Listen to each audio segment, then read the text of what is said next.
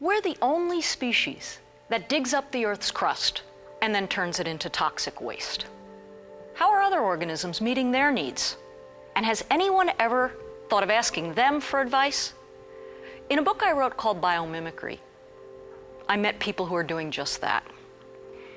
Biomimicry is the process of learning from and then emulating life's genius.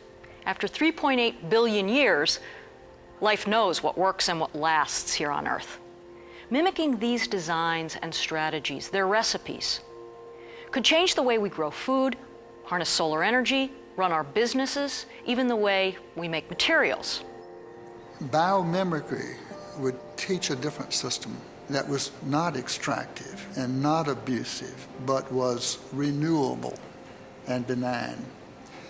It would teach a system that used the sun for energy instead of the stored sunlight from 3 billion years ago, fossil fuels. It would teach a system where cooperation prevailed instead of competition and confrontation. Ray Anderson is using the forest as a model in order to make his company restorative. A restorative company, by our definition at Interface, is a company that puts back more than it takes and does good to the earth, not just no harm. In this carpet mill, there is no such thing as waste. Yarn is treated as gold, and every bit is recycled into new product to keep the energy that went into making the yarn from being wasted. To eliminate toxic discharges from dyes, they use tufters to create color designs.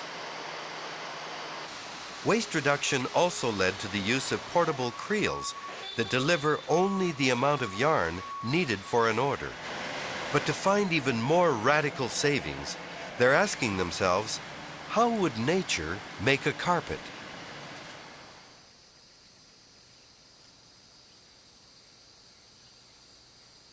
It was what we could learn, not copy from nature.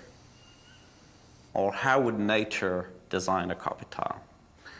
And after a period of just looking at natural flaws outside, we had leaves on the ground and the stones, the rocks. One thing that came up, it was diversity. Nothing was the same. There was no perfection in nature. How would you make each tile to come out slightly different in color and design? That was the challenge. Their nature-inspired design was beautiful, eliminated all waste, and was a hit. From that came all the positives that could be laid random, just like leaves or stone. We didn't even think about that while we were designing the process. There is a hunger for us to be reconnected and for us to remember how to ask nature for help.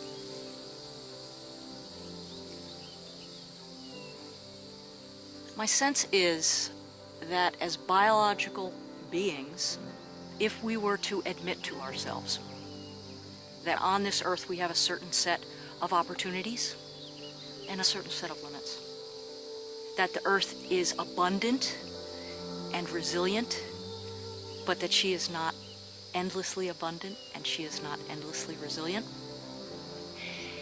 And instead of bemoaning that fact and trying to push through those limits or overshoot what's given to us, that we learn to do what the other creatures have done, which is to dance within them and to become really, really creative about that.